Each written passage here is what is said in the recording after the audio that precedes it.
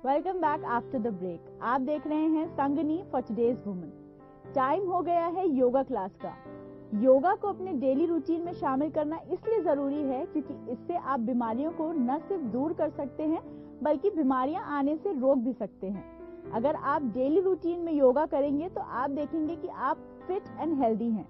चलिए देखते हैं क्या खास है आपके लिए इस योगा क्लास में।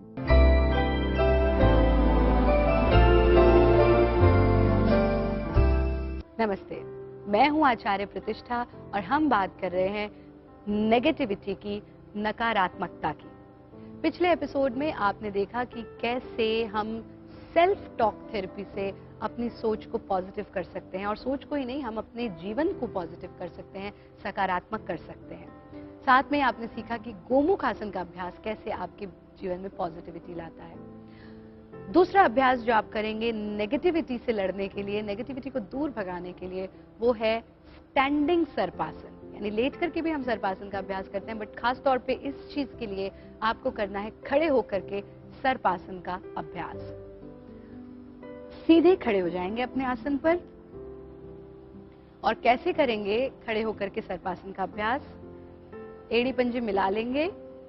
और ये ध्यान रखिए कि इनिशियली जो बिगिनर्स हैं, अगर वो सर्पासन का अभ्यास करते हैं तो पॉसिबिलिटी है कि थोड़ा सा चक्कर आ जाना या थोड़ा डिजी हो जाना, तो उसमें घबराने की जरूरत नहीं है, क्योंकि बहुत समय से आपने अपनी गर्दन को, अपनी कमर को आगे या पीछे नहीं घुमाया है, जिस कारण से ये समस्या हो सकती है। तो उसके लिए प्रिपेयर्ड रहें।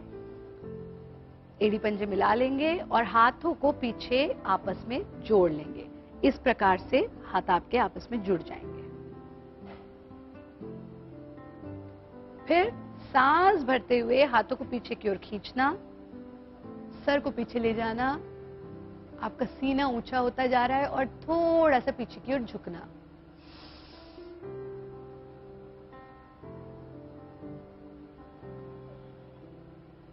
सांस छोड़ते हुए वापस आ जाएं, हाथों को आगे की ओर मिला लें, पैरों को खोल दें, गर्दन को ढीला छोड़ दें।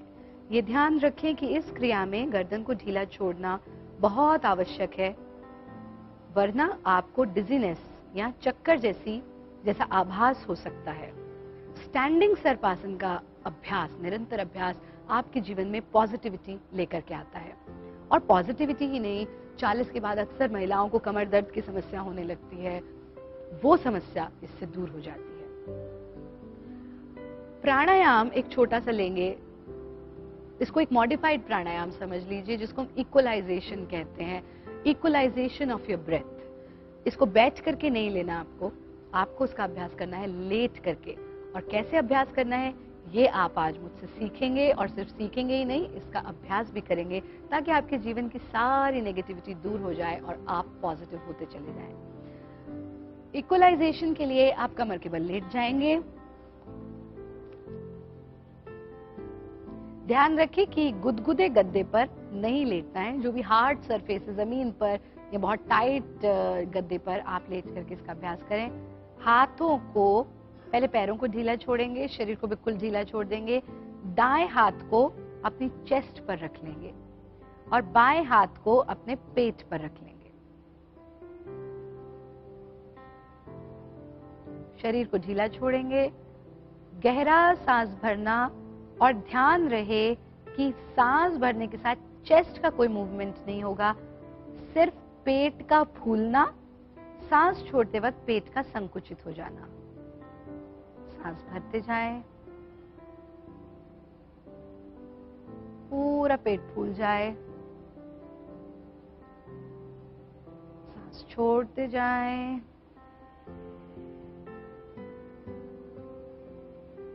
पूरा पेट संकुचित हो जाए।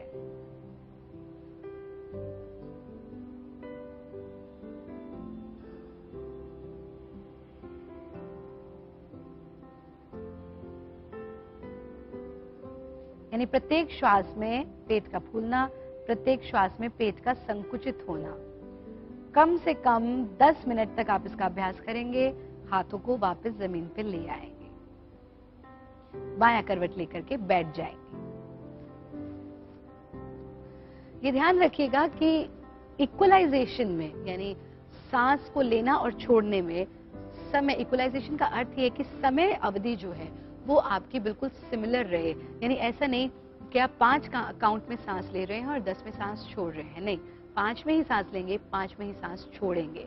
और आपका हाथ जो आपके पेट पर, आपके चेस्ट पर है, वो आपको इंट्रोस्पेक्ट करेगा कि आप कितना सही श्वास ले रहे हैं और कितना सही श्वास छोड़ रहे हैं। इक्वलाइजेशन का अभ्यास करते समय ध्यान पूरी तरह से सांस के आने और जाने पर, पेट के मूवमेंट पर टिका रहेगा।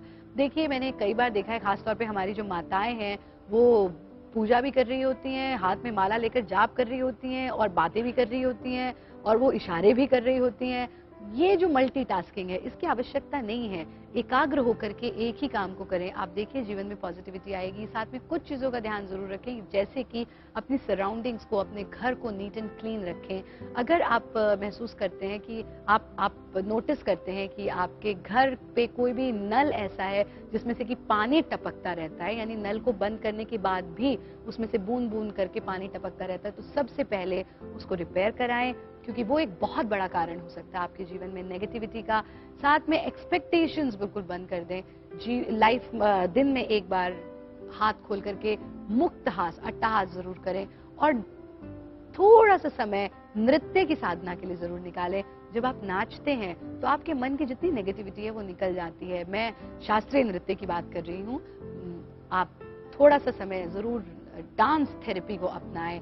आप जितना नाचेंगे आपके मन के विकार निकलेंगे, आप आनंदित होंगे, जीवन में खुश रहें और जितनी पॉजिटिव लोग हैं उनके आसपास रहें। अपने आसपास से नेगेटिविटी को कट करें, इन क्रियाओं का अभ्यास करें, पूरी तरह से पॉजिटिव होकर के जिएं।